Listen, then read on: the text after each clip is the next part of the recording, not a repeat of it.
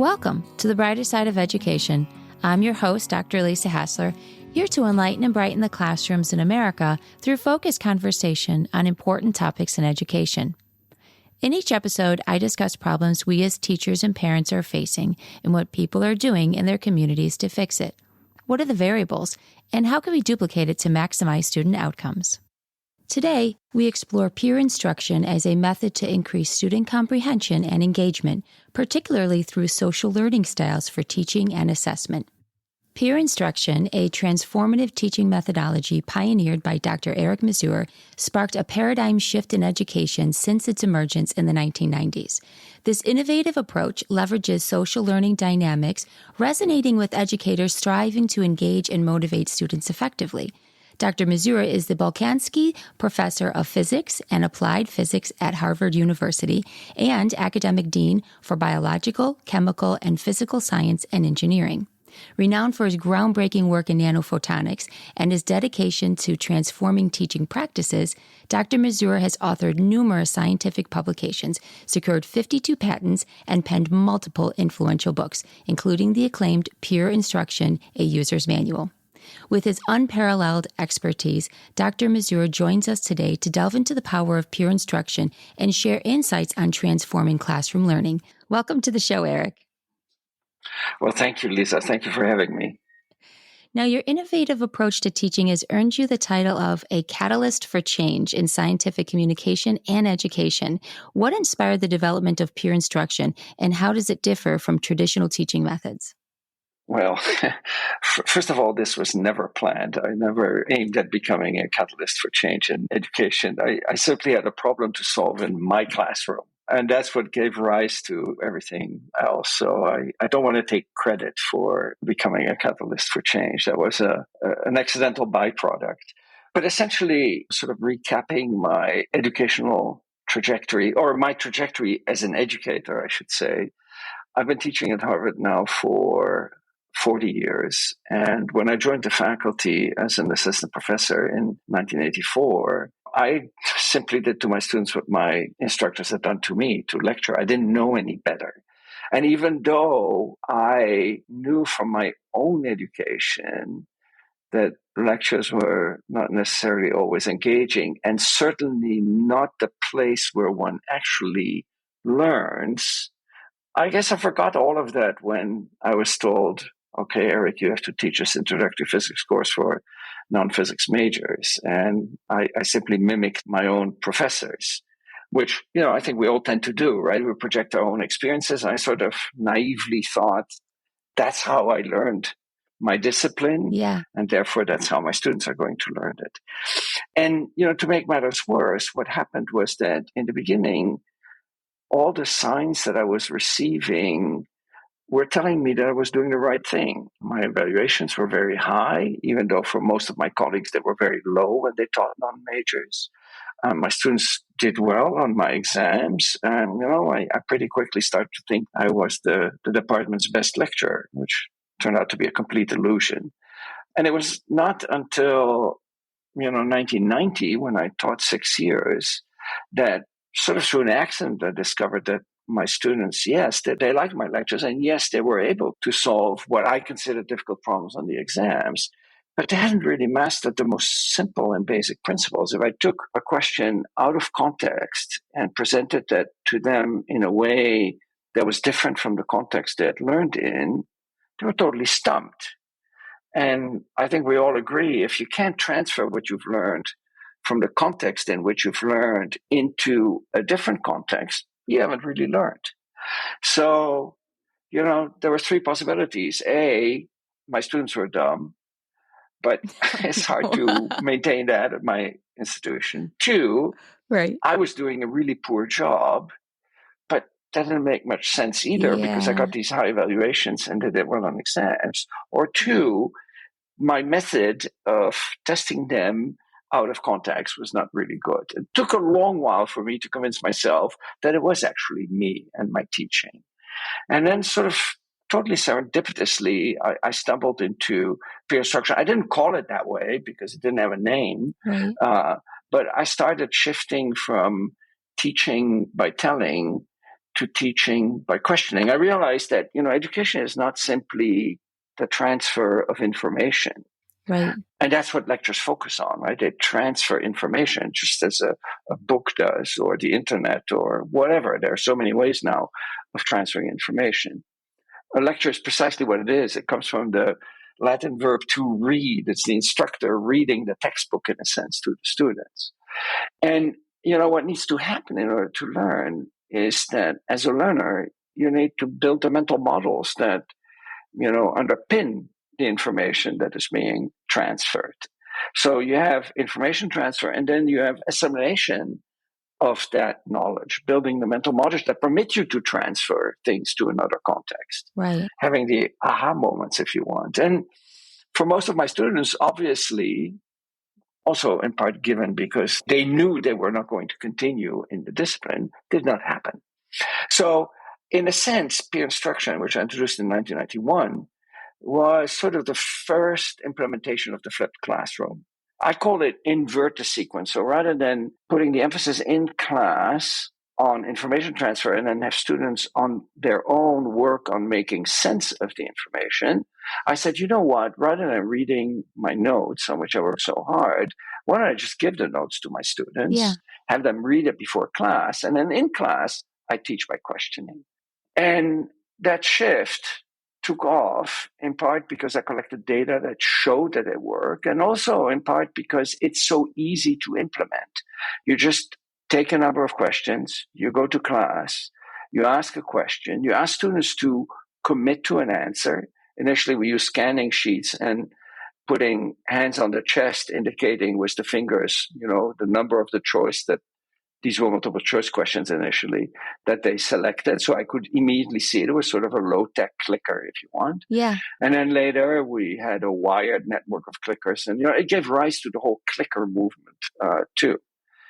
And then you tell students, okay, now after committing yourself to an answer, find a neighbor near you who has chosen a different answer and try to convince that person that you're right and he or she is wrong. And the first time that I did that, I was totally, shocked by the engagement. I had 250 students in class. They all talked. They were completely oblivious to me in front of the classroom. Right. I'd never seen this. And what happened was that very quickly, I noticed that they would zoom in on the right answer. And initially, it was a shock. Why can't I, as the expert, convince them as effectively as they can? Yes. The reason is that I suffer from the expert blind spot. I don't know what it is to begin to learn. Right. Whereas if the student next to me has the right answer and the right reasoning and talks to me, he or she is more likely to have gone through the conceptual blocks. Yeah. Whereas for me, it was such a long time ago, I've forgotten about all of that. Right. And so then I have them vote a second time, we wrap up, and the cycle repeats until the class time is up. And, the rest, in a sense, is history. I mean, after a year, I submitted a grant. I had to brand it, so I called it peer instruction. And then years later, somebody came up with the idea of calling it the flipped classroom. And I don't know. It was a total surprise to me because I was really focused on solving my problem in my classroom. Right. The peer instruction workflow and its alignment to the flipped classroom model can be applied not only to a college classroom, but in high school and in elementary school as well. So its transfer is not just for large classrooms in universities. This model can be applied to any classroom to increase the engagement. Yeah, to get back to what you said about it being applied even in elementary schools and middle and high schools, all around the globe, actually, and even in corporate training, surprised me enormously at first. And the first time I was invited to talk for an audience of elementary school teachers, I thought, what in the world do I, as a Harvard faculty member, have to tell people in elementary school who are doing a much better job than anybody in higher education in terms of educating young learners? So I was actually nervous the first time that happened. I thought, I'm going to be sort of talking down from my ivory tower. And then I realized that, my message actually did resonate with them. And even, for corporate trainers, oh my God, that was, I got invited to talk for corporate trainers. And I thought what I'm doing is irrelevant to them, but it wasn't. And the reason is learning is learning, right? We Right. don't learn by watching, we learn by doing. Yes. And that's sort of the essence of the method. So just-in-time teaching, teachers are curious about what this is. Can you shed some light on the just-in-time teaching method, its principles, and the benefits? Absolutely. So let's get back to, again, what I said earlier, right? Let's consider education a two-step process: information transfer and then making sense of the information. And what I'd done in the early 90s was throw the information transfer out of the classroom and focus on the sense making in the classroom when I'm there to help them. Right. Because I consider that the harder part of education. Yes. And I initially just thought, okay, the information transfer out of class is simple. Let's just tell students, read this. And of course, I would discover that not all students did it. I tried different ways of incentivizing it.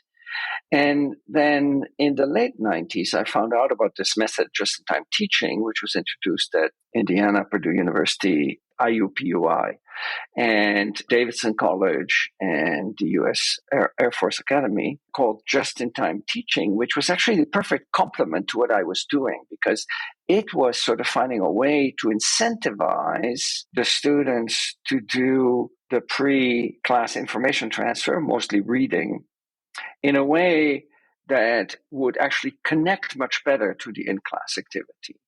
And essentially, what just-in-time teaching does is it assigns a reading and has a reading prompt, and then asks students to answer a number of questions, the 2 or 3.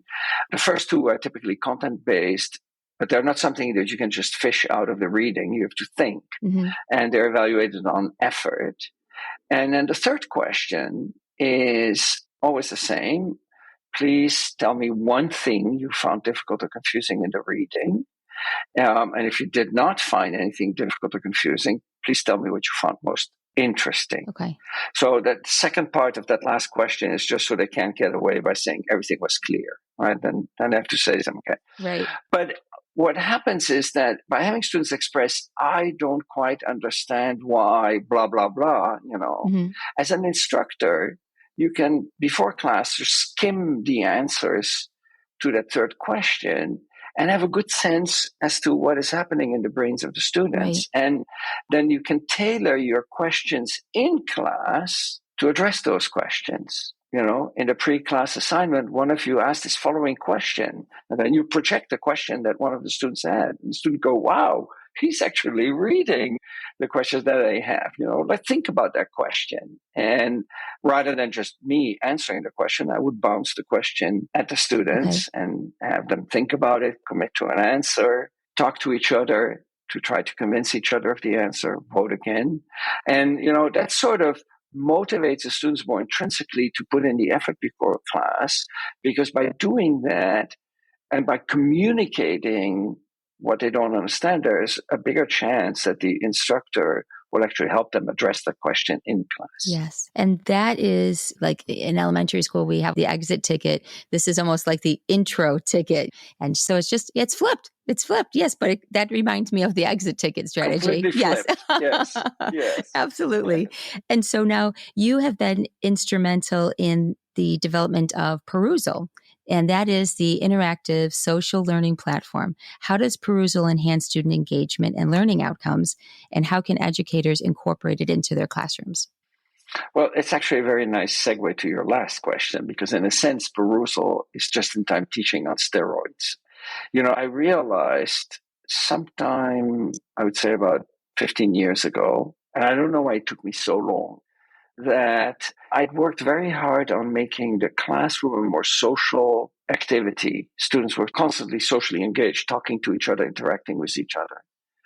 But the just-in-time teaching part was still a completely isolated individual experience, right? I mean, they were doing the reading and then they were communicating to me, all the students to me, the questions that they have, and I would take some of those questions and then put them in the class. But it's still, all these students individually pointing at me, so to speak, with their questions, not interacting with each other.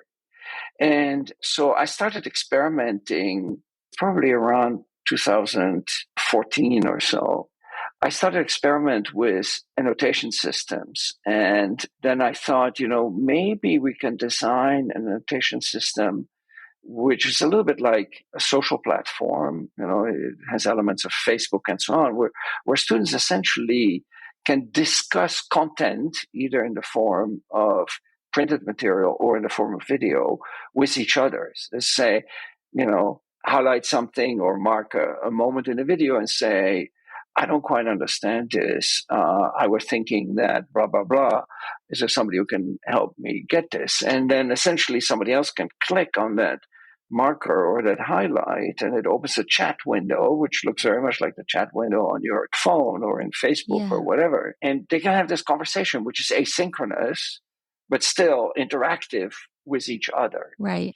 And in order to incentivize the students, we correlated online behavior, which means not just what they write, but also how they engage with the platform, like each other's comments, elicit responses from other students, time spent on task, and so on, to better performance in the classroom, and then reverse engineer that and build into the platform ways of incentivizing the students to contribute in a meaningful way.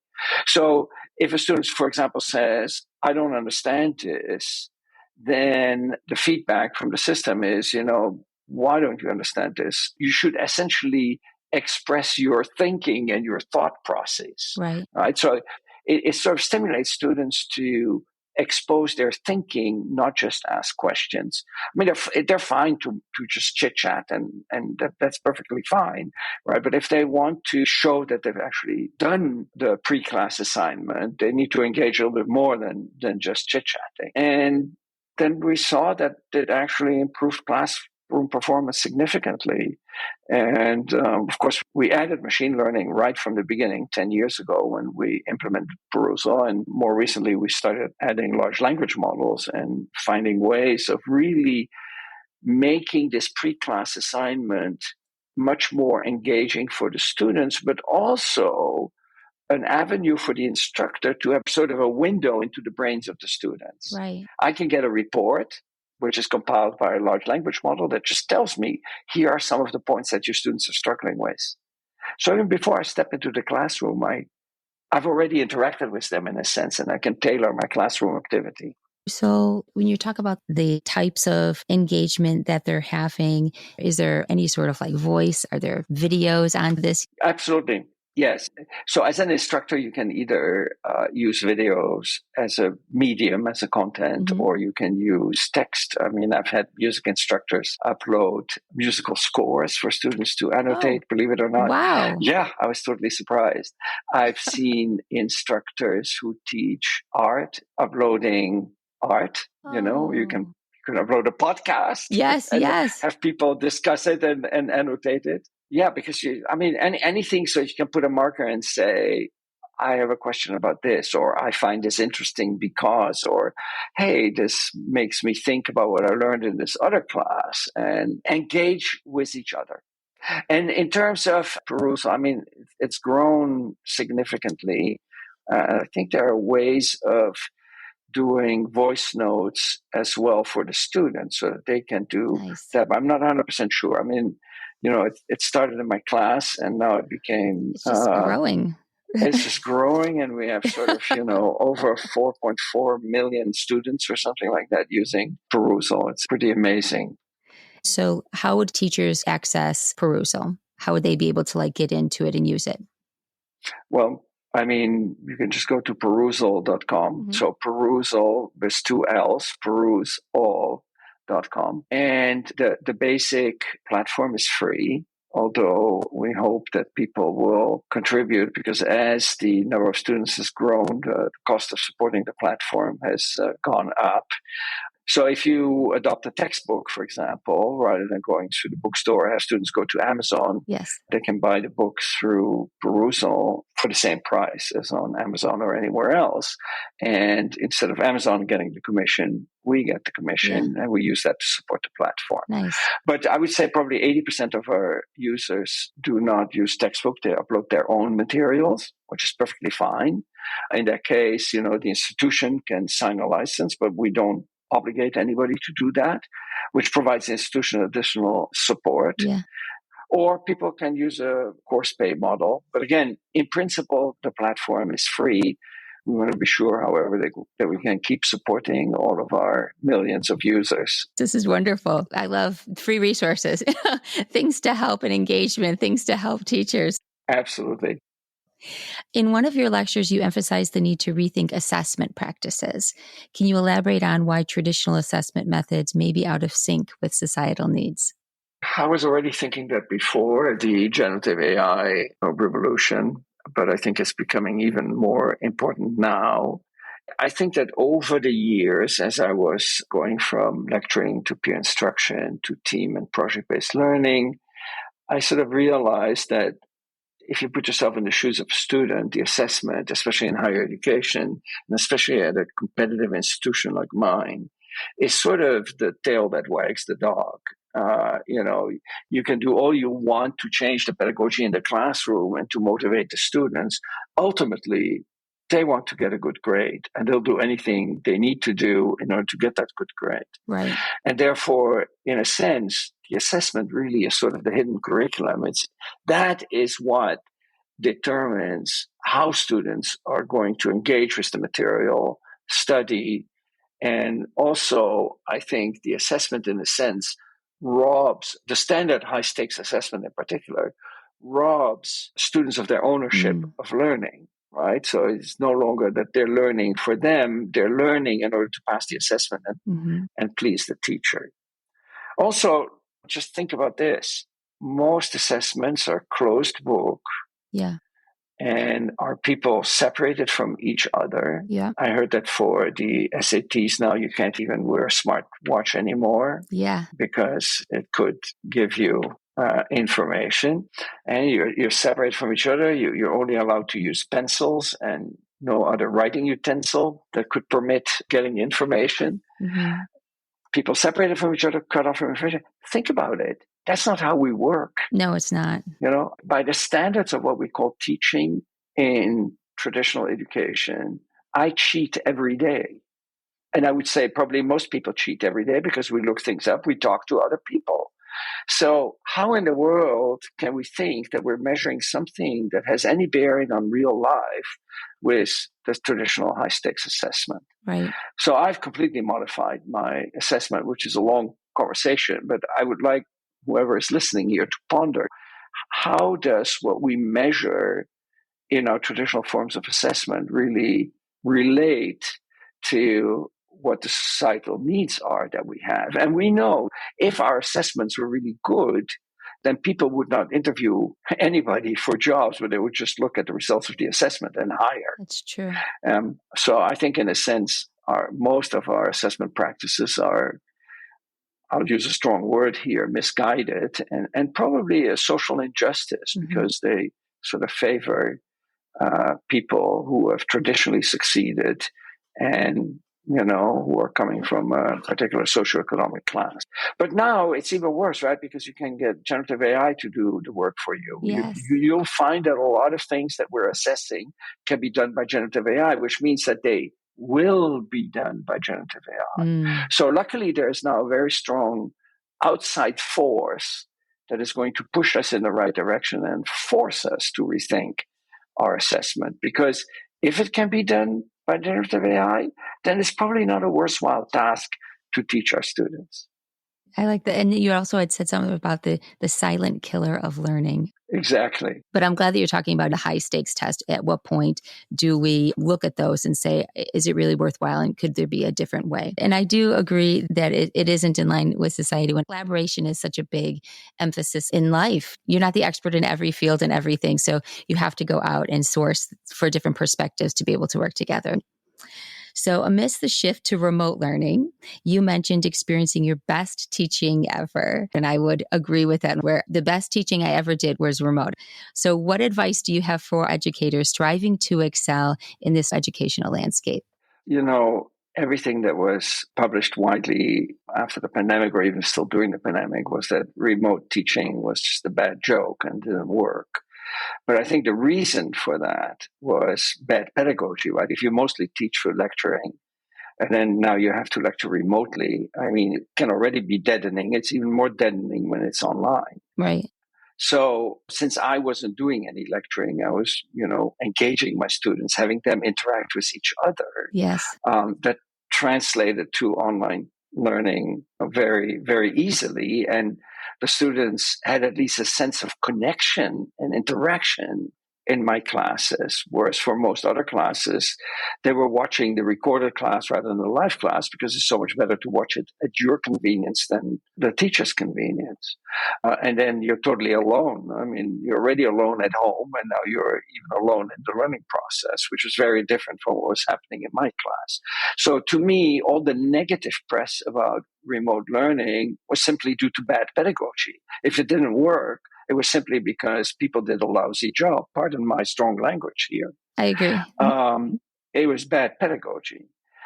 There are plenty of examples of very successful online learning environments. For example, Western Governors University is one of the largest institutions. It's completely online, and it's one that creates the biggest satisfaction and future career success among its learners. And it's certainly not a very highly selective institution, but it's been rated many times as an absolutely top institution in terms of satisfaction and career success.